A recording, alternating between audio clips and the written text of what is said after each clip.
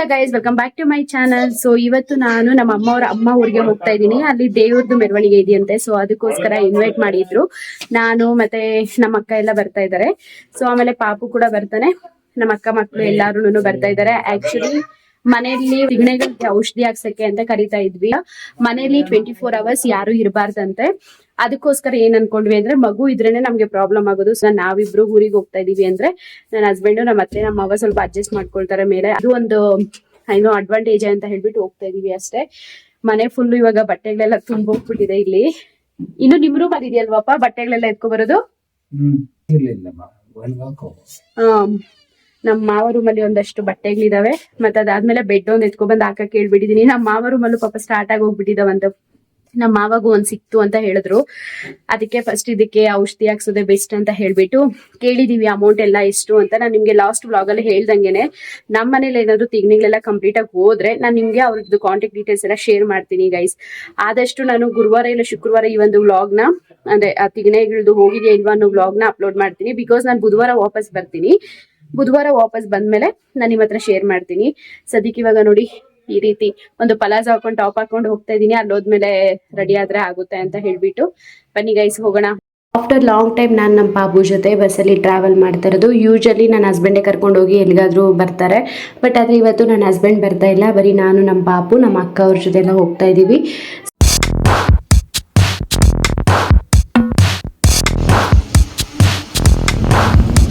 ಹೊಸೂರಿಗೆ reach ಆದಮೇಲೆ ಅಲ್ಲಿ ಸಮೋಸ ಕಾಣಿಸ್ತು. ನಮ್ಮ ಅಕ್ಕ ಇಲ್ಲೇ ಓದಿರೋದ್ರಿಂದ ಸೊ ಅವಳಿಗೆ ಇಲ್ಲಿನ ಸಮೋಸ ಎಲ್ಲ ತುಂಬಾ ಇಷ್ಟ.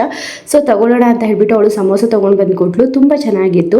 ಅಂದರೆ ಇದೊಂಥರ ಲೋಕಲ್ ಟೇಸ್ಟ್ ಬರುತ್ತಲ್ವ, ಆ ರೀತಿ ಇತ್ತು. ಸೊ ಬಸ್ಸಲ್ಲಿ ಕುತ್ಕೊಂಡು ನಾನು ನನ್ನ ಮಗ ಇಬ್ರು ಸಮೋಸ ತಿನ್ಕೊಂಡಿದ್ವಿ. ಆಮೇಲೆ ನಾವು ಸ್ಟಾಪ್ ಹತ್ರ ಬಂದು ಹಿಡ್ಕೊಂಡಿದ್ದಾದ್ಮೇಲೆ ಇಲ್ಲಿ ಒಂದು ಸ್ವಲ್ಪ ಲಸಿ ಕುಡಿಯೋಣ ಅಂತ ಕುಡಿತಾ ಇದ್ವಿ. ಇದಕ್ಕೂ ಮುಂಚೆ ನಾವು ಫ್ರೂಟ್ಸ್ ಮಿಕ್ಸ್ ಜ್ಯೂಸ್ ಎಲ್ಲ ತೊಗೊಂಡ್ವಿ. ತುಂಬ ಚೆನ್ನಾಗಿತ್ತು. ಈ ಲಸ್ಸಿ ಮಾತ್ರ ಯಾಕಾದರೂ ತಗೊಂಡು ಅಂತ ಅನ್ನಿಸ್ಬಿಡ್ತು. ನಮ್ಗೆಲ್ಲರಿಗೂ ಮಜ್ಜಿಗೆಯಲ್ಲಿ ಉಪ್ಪು ಹಾಕೊಂಡು ಕುಡಿದು ಅಭ್ಯಾಸ ಆಗ್ಬಿಟ್ಟು ಇದಕ್ಕೆ ಸಕ್ಕರೆ ಹಾಕಿರೋದ್ರಿಂದ ನಮಗೆ ನಿಜವಾಗ್ಲೂ ಇಳಿಲೇ ಇಲ್ಲ ಗೈಸ್. ಎಲ್ಲ ವೇಸ್ಟ್ ಮಾಡಿದ್ವಿ ನಾನು ನಮ್ಮ ಅಕ್ಕ ಇಬ್ರು. ಇನ್ನೂ ತುಂಬಾ ಜನಕ್ಕೆ ಲಸ್ಸಿ ಕೂಡ ಇಷ್ಟ ಆಗುತ್ತೆ ಅಂತ ಹೇಳ್ಬಿಟ್ಟು. ಬಟ್ ಏನ್ ಮಾಡೋದು, ನಮ್ಮಂತವ್ರು ಕೂಡ ಇರ್ತಾರಲ್ವಾ. ಸೊ ನಿಮ್ಮಲ್ಲಿ ಯಾರ್ಯಾರಿಗೆ ಲಸ್ಸಿ ಇಷ್ಟನೋ ಅಥವಾ ಸಾಲ್ಟ್ ಹಾಕೊಂಡು ಮಜ್ಜಿಗೆ ಕುಡಿಯೋದು ಇಷ್ಟನೋ ಕಮೆಂಟ್ ಮಾಡಿ ಗೈಸ್. ನಾವು ಲಸ್ಸಿ ಜ್ಯೂಸ್ ಎಲ್ಲ ಕುಡಿದು ಮುಗಿಸೋ ಅಷ್ಟರಲ್ಲಿ ನಮ್ಮ ಮಾವ ಮಗ ಕೂಡ ನಮ್ಮನ್ನ ಕರ್ಕೊಂಡು ಹೋಗೋದಕ್ಕೆ ಅಂತ ಬಂದ ಗೈಸ್. ಇವಾಗ ಒಂದ್ ಸ್ವಲ್ಪ ದೂರ ನಡ್ಕೊಂಡು ಬಂದ್ವಿ. ಬಟ್ ಅಷ್ಟರಲ್ಲಿ ನನಗೆ ನಮ್ಮ ಅಕ್ಕಗೆ ಇಬ್ರಿಗೂ ಸಾಕಾಗೋಯ್ತು. ಓವರ್ ಬಿಸಿಲಿದೆಯಲ್ವಾ. ಸೊ ಅದಕ್ಕೋಸ್ಕರನೇ ನನ್ನ ತಮ್ಮ, ನಮ್ಮ ಮಾವ ಅವ್ರ ಮಗ ಬರ್ತಾ ಇದ್ದಾನೆ ಗೈಸ್. ಅವನ ಜೊತೆಲಿ ಆಲ್ರೆಡಿ ಮಕ್ಕಳನ್ನ ಕಳ್ಸಿದ್ವಿ ಒಂದ್ ರೌಂಡು. ಇನ್ನು ನಮ್ಮಿಬ್ಬರನ್ನು ಕರ್ಕೊಂಡು ಹೋಗಕ್ ಬರ್ತಾನೆ.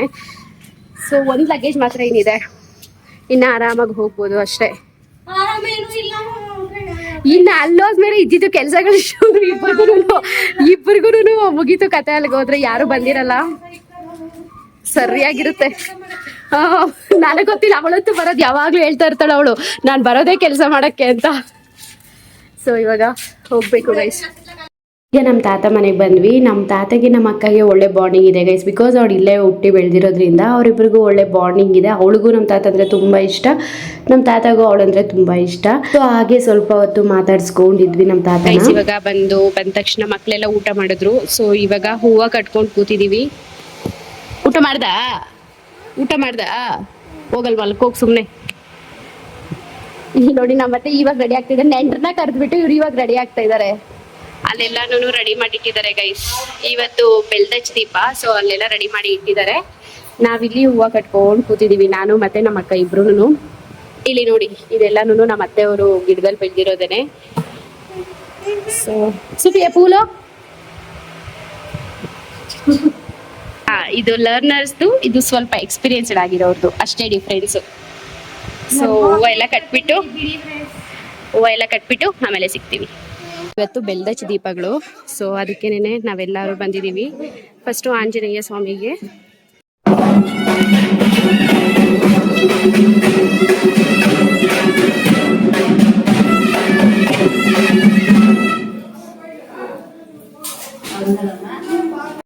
ಆಂಜನೇಯಗಾದ್ಮೇಲೆ ನೆಕ್ಸ್ಟು ನಂದಿಗೆ ದೀಪ ಬೆಳ್ಕೊಂಡು ಬರೋಣ ಅಂತ ಹೇಳ್ಬಿಟ್ಟು ಹೋಗಿದ್ದು.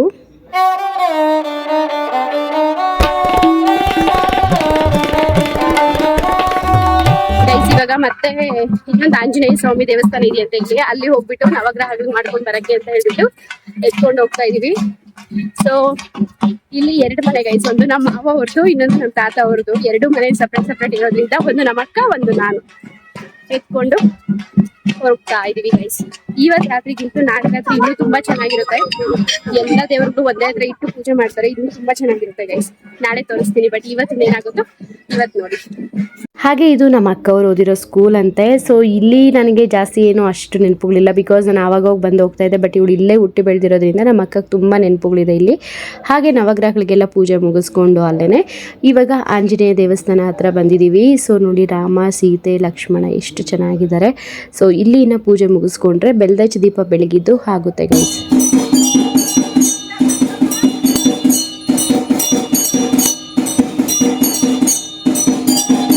ಈಗ ಎಲ್ಲ ದೇವ್ರಿಗೂ ಪೂಜೆ ಮಾಡ್ಕೊಂಡು ಬಂದಿದ್ದಾಯಿತು. ಇವಾಗ ಇಲ್ಲಿ ನಾಳೆಗೆ ಅಂತ ಹೇಳಿಬಿಟ್ಟು ತಂಬಿಟ್ಟನ್ನ ರೆಡಿ ಮಾಡ್ತಾ ಇದ್ದಾರೆ.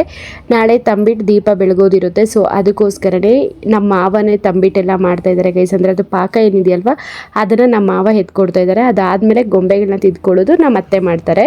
ಸೊ ನಮ್ಮ ಅಕ್ಕ ಮತ್ತು ನಮ್ಮ ಮಾವ ಮತ್ತು ನಮ್ಮ ಅತ್ತೆ ಮೂವರು ಸೇರಿಕೊಂಡು ತಂಬಿಟ್ಟನ್ನ ರೆಡಿ ಮಾಡ್ತಾಯಿದ್ರು. ಸೊ ಅದನ್ನೇ ನೋಡ್ಕೊಂಡಿದ್ದೆ ಹೇಗಿರುತ್ತೆ, ಹೇಗೆ ಮಾಡೋದು ಅಂತ ಹೇಳಿಬಿಟ್ಟು.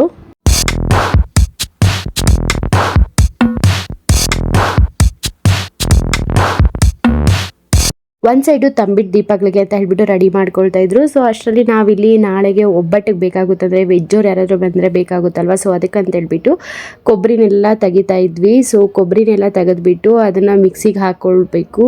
ಸೊ ಅದಕ್ಕೋಸ್ಕರ ಇವತ್ತು ದೇವ್ರ ಹತ್ರ ಬೆಳ್ಕೊಂಡು ಬಂದಿದ್ವಲ್ವ, ಆ ಕೊಬ್ಬರಿಗಳೇನೇನಿತ್ತು ಅದನ್ನೆಲ್ಲ ಒಡೆದು ರೆಡಿ ಮಾಡ್ಕೊಳ್ತಾ ಇದ್ವಿ. ಆಮೇಲೆ ಇವನು ಗೌತಮ್ ಅಂತ ಹೇಳಿಬಿಟ್ಟು ನಮ್ಮ ಮಾವ ಮಗ. ಸೊ ನೀವು ಸೀತಮ್ಮವ ಕಿರುಳು ಚಿನಿಮಲೆ ಚೆಟ್ಟವ ಮೂವಿ ನೋಡಿದರೆ ಅದರಲ್ಲಿ ಅಣ್ಣ ತಮ್ಮಂದಿರು ಹೀಗಿರ್ತಾರಲ್ವ, ಹಂಗೆ ಇವನು ಮತ್ತು ಇವ್ರ ತಮ್ಮ ಇಬ್ರು ಅವನಿಗೆ ತುಂಬ ಲೈಕ್ ಅಂದರೆ ತಿರುಗ್ಲಾಡಬೇಕು ಆ ಥರ ಜೋಶ್ ಜಾಸ್ತಿ. ಇವನಿಗೆ ಸೈಲೆಂಟಾಗಿರಬೇಕು, ಒಂಟಿಯಾಗಿರಬೇಕು, ಆ ಥರ ಒಂಥರ ಮೈಂಡ್ಸೆಟ್ ಇಬ್ಬರದೂ ಸಿಮಿಲರ್ ಅದೇ ಥರ ಅನಿಸುತ್ತೆ ಗೈಸ್ ನನಗೆ ಯಾವಾಗ ನೋಡಿದ್ರು ಕೂಡ. ಸೊ ತುಂಬ ಒಳ್ಳೆ ಬಾಂಡಿಂಗ್ ಇದೆ ಅಣ್ಣ ತಮ್ಮಂದಿರ ಮಧ್ಯೆ. ಎಷ್ಟೇ ಕಿತ್ಲಾಡಿದ್ರು ಕೂಡ ಅವ್ರ ಮಧ್ಯೆನೇ ಇರುತ್ತೆ ಹೊರತು ಮೂರನೇ ವ್ಯಕ್ತಿ ಮಧ್ಯೆ ಒಬ್ಬರನ್ನೊಬ್ರು ಬಿಟ್ಕೊಡಲ್ಲ ಗೈಸ್ ಅವರು. ಆ ಬಾಂಡಿಂಗ್ ತುಂಬ ಇಷ್ಟ ಆಯಿತು ನನಗೆ. ಆಮೇಲೆ ಪನ್ನೀರು ವಾಟರ್ ಆ್ಯಪಲ್ ಅಂತ ಇರುತ್ತಲ್ವ, ಸೊ ಅದನ್ನು ತೊಗೊಂಡು ಬಂದು ಕೊಟ್ಟಿದ್ದರು. ಇವ್ರು ನೋಡಿ ಬೆಳಗ್ಗೆ ಹೋದವ್ನು ಇವಾಗ ಬಂದ, ಅದನ್ನೇ ಅವ್ರ ಅಮ್ಮನೂ ಅಂತಿದ್ರು. ಸೊ ಇವ್ರು ಎಲ್ಲ ತಿಂತಾಯಿದ್ರು. ನಾನು ಆ ವಾಟರ್ ಆ್ಯಪಲ್ ತಿನ್ನಲ್ಲ ಅಂತ ಬಿಟ್ಟು ನನ್ನ ಪಾಡಿಗೆ ನಾನು ಸುಮ್ಮನೆ ಇದ್ದೆ. ಬಟ್ ನಾವು ಹಾಗೆ ಯೂಟ್ಯೂಬ್ ಬಗ್ಗೆ ಎಲ್ಲನೂ ತುಂಬಾ ಮಾತಾಡ್ತಾ ಇದ್ವಿ. ತುಂಬ ಸಲ ಅನಿಸುತ್ತೆ ಎಷ್ಟೇ ಯೂಟ್ಯೂಬ್ ಬಗ್ಗೆ ಮಾತಾಡಿದ್ರು ಏನು ಪ್ರಯೋಜನ, ಅದರಲ್ಲಿ ನಮ್ಮ ಚಾನಲ್ಸ್ ಅಂತೂ ಯಾವಾಗ ಹೋಗುತ್ತೋ ಮೇಲಕ್ಕೆ ಅನ್ನೋದು ಗೊತ್ತಿಲ್ಲ ಅಂತ ಹೇಳಿಬಿಟ್ಟು. ಬಟ್ ಅದನ್ನೇ ನಾವಿಬ್ರೂ ಮಾತಾಡ್ತಾ ಇದ್ವಿ. ನಾನು ನಮ್ಮ ಅಕ್ಕ ಇಬ್ಬರೂ ಯೂಟ್ಯೂಬರ್ಸ್ ಆಗಿರೋದ್ರಿಂದ ಅವ್ರಿಗೂ ಹೇಳ್ತಾ ಇದ್ವಿ, ನೀನು ಸ್ಟಾರ್ಟ್ ಮಾಡೋ, ಯಾವತ್ತೋ ಒಂದಿನ ಕ್ಲಿಕ್ ಆಗ್ಬೋದು. ಮತ್ತು ಹಳ್ಳಿ ವಾತಾವರಣದ ಬಗ್ಗೆ ತುಂಬ ಜನಕ್ಕೆ ಇಂಟ್ರೆಸ್ಟ್ ಇರುತ್ತೆ. ಸೊ ತುಂಬ ಜನ ನೋಡ್ತಾರೆ ಮಾಡು ಅಂತ ಹೇಳಿಬಿಟ್ಟು. ತಪ್ಪೇನಿಲ್ಲ ಅಲ್ವಾ, ನಮ್ಗೆ ಅರ್ನ್ ಆದ್ರೇ ನಾವು ಅದ್ರ ಬಗ್ಗೆ ಸಜೆಷನ್ ಮಾಡಬೇಕು ಅಂತ ಏನಿಲ್ಲ. ಎಷ್ಟೋ ಜನ ಅರ್ನ್ ಮಾಡ್ತಿದ್ದಾರೆ, ಯಾರಿಗೆ ಗೊತ್ತು ನಮ್ಮ ಚಾನಲ್ಗಿಂತಲೂ ಮುಂಚೆ ಅವನು ಕ್ರಿಯೇಟ್ ಮಾಡೋ ಚಾನಲ್ಲೇ ಮೇಲೆ ಹೋಗ್ಬಿಡುತ್ತೇನೋ. ಬಟ್ ಅವ್ರಿಗೆ ಇಂಟ್ರೆಸ್ಟ್ ಮೇಲೆ ಅದು ಡಿಪೆಂಡ್ ಆಗುತ್ತೆ. ಅವ್ನಿಗೆ ಇಂಟ್ರೆಸ್ಟ್ ಇದೆಯೋ ನನಗೆ ಗೊತ್ತಿಲ್ಲ ಗೈಸ್. ಸೊ ನಾವು ಇದನ್ನೆಲ್ಲ ಮಾಡೋ ಅಷ್ಟರಲ್ಲಿ ಮಳೆ ಅಂತೂ ಫುಲ್ ಜೋರಾಗಿ ಬಂತು.